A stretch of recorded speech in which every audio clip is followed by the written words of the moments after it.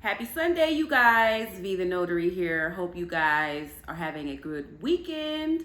It got a little chilly, right? Like today is the first day of fall where it's like really cold. Like I put my heat on, full transparency, but I'm quick to put my heat on.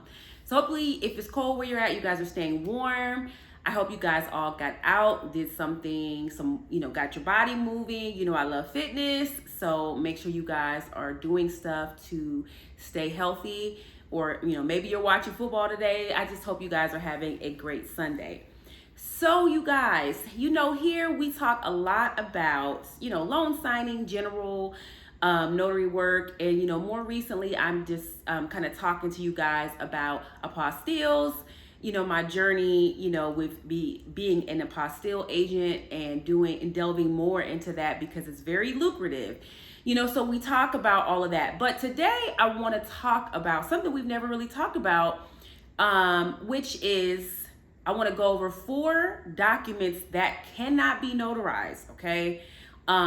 In case you were wondering, you can't notarize everything. And especially for new notaries, if you've had any quality training, you probably briefly went over some of this stuff, but you know how it is. Like when you have training, you forget things. I know I do. I'm very much the type of person that I have to kind of like get out there and do it and learn like hands-on. I once I do that, then the training starts to click and you're like, oh, okay, I remember this, da da da. And that's very specific to real estate as well, but we're not talking about that. But yeah, if you've had quality training, I'm sure in your training talked about like certain documents that you cannot notarize. You can't notarize everything. And then, so I'm going to go over 4 documents that you can't, and then we'll kind of talk about why and where you will need to go to get these official documents, okay? So let's jump right in. The first document that I wanted to remind you guys that you cannot notarize are articles of incorporation for your business. So whether you have created an LLC, sole proprietorship, a C Corp, all of these different things, however you have structured your business, you cannot notarize those documents. And you'll see a lot of this. So, these 4 documents you're not going to see in loan signings. I have never seen any of these documents in loan signings. I've never been presented with, okay, can you notarize this for any type of, home loans, car loans, whatever. You're going to see these type of documents for general notary work and a lot for apostilles, okay? When you are getting apostilles for clients, a lot of these documents are going to need to have apostilles with them whenever they go to their destination country, not company. So it's important to know that you as a notary are not authorized to notarize any of these. So anyway, articles of incorporation for your business, you're going to need to go to your Secretary of State. So let's just say if you incorporated your business in California, in LA, or whatever, you're going to go to your Secretary of State. And, that's where the incorporation originated. So you're going to need to go there. And all of these documents that I'm going to mention, you're going to need to go to where it was originated to get it, okay? It's important because the Secretary of State who, made your business official and you got your official documents, they are the ones who indicated that you are who you are, the appropriate signatures or whatever, that has already taken place. So they've kind of done the work that a notary would do to verify that your business is viable, up and running, and you'll need to show articles of incorporation for all kinds of things. You know what I mean? When you get, permits and all kinds of, whatever it is that you need that's related to your business, usually you'll have to show some type of proof that your business was, incorporated. But again, notaries are not the ones that are putting their signatures and verifying who you are for that, okay? So the first one are business related documents relating to the creation of your business, okay? So the second document that you cannot notarize are marriage licenses and certificates. Seems kind of obvious, but you're going to need to go to like the city hall to get where you where you were married, okay? So if you're doing a apostille for your client and they need their marriage certificate to go to India, somewhere in India, or China or whatever, for whatever reason,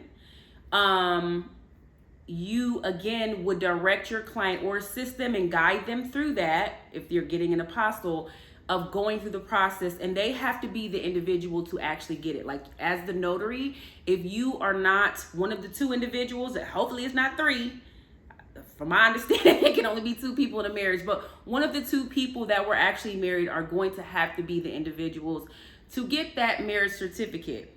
Again, City Hall or whatever, they're going to verify you are who you are when you get the marriage certificate.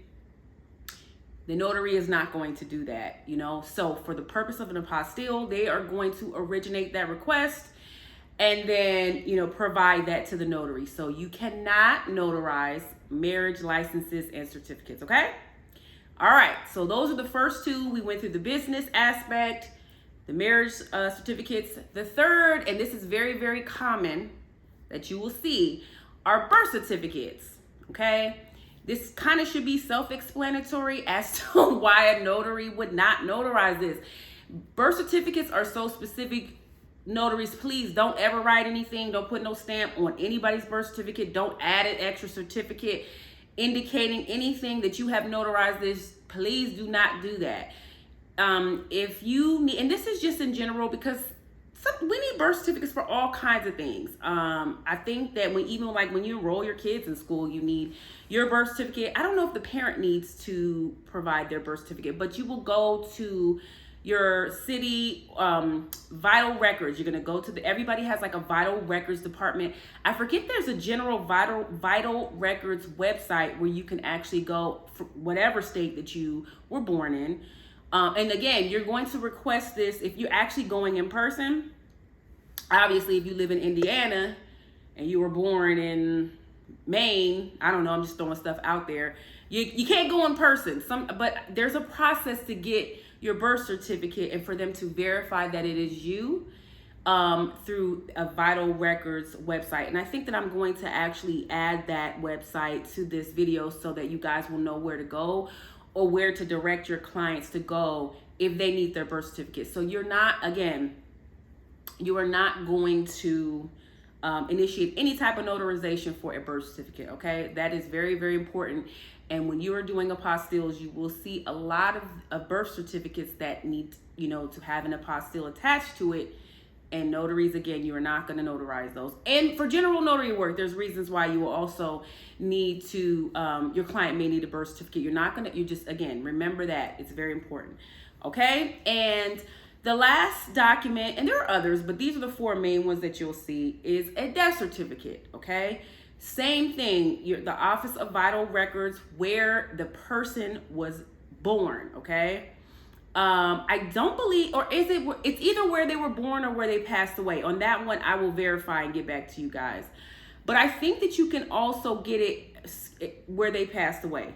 I'm positive about that because my mom, she's gone, but I've had to get her death certificate, and where she was born is not where I actually got this. This was years ago. But yes, you can get it where they also passed away. And that's probably where you need to go and initiate it. But you can also initiate that through the Vital Records website. So you guys I'm going to make sure that I add that website to this video just because you might need that. Even for yourself, because it's important that you have these documents. So, if there's someone's home, that might be attached to a will or whatever to verify the person has passed away. If someone is gifting you a home or passing a home down to you for there's different reasons. You may need a death certificate, but remember, you cannot notarize those either. Okay. So again, let's just go over these really quickly. One, business articles of incorporation. We talked about where you need to go, your secretary of your state secretary, where your business was incorporated, if you need the official documents for that, okay? Number two, a marriage license or certificate. You're going to go to City Hall to get that. provide that information for your client. You cannot initiate that request because you are not one of the two people that were married. So it will need to be one of those two people to get the marriage license, okay? And then number 3, we talked about the birth certificate and that vital records website. I'm gonna make sure that I add that into the description of this video. And the same thing for number 4, which is a death certificate, okay? So like I said, you're gonna see these items a lot for all different sorts of reasons when you're doing general notary work or when you're getting apostilles for your clients.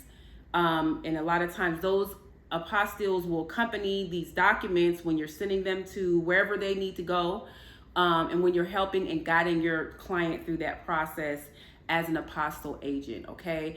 And again, there are other documents that you cannot notarize, and then there's other reasons why that's a whole other subject, and I think I'm gonna do a video on that, of reasons why you may not notarize regular documents that can be notarized, but we'll talk about that.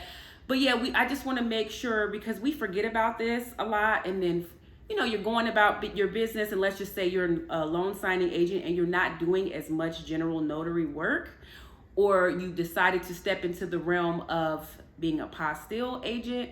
Let's just say you decide to do that and you've kind of forgotten. I just wanted to make sure that you guys know that there are documents that you have to make sure that you do not notarize. Lord have mercy. The worst thing that you could do is notarize somebody's actual birth certificate. That would be terrible. And the person would literally have to go and get another original copy. Okay, so let's not do that. So I hope that this video was informative. I hope that this was gave you some good reminders and gems as you kind of navigate through your notary business.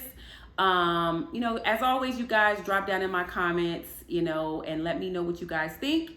If there are other documents that you see very frequently that you also cannot notarize, but that you deal with, in your notary business, drop down in the comments, let us know. Let's, converse and talk about that as well, okay?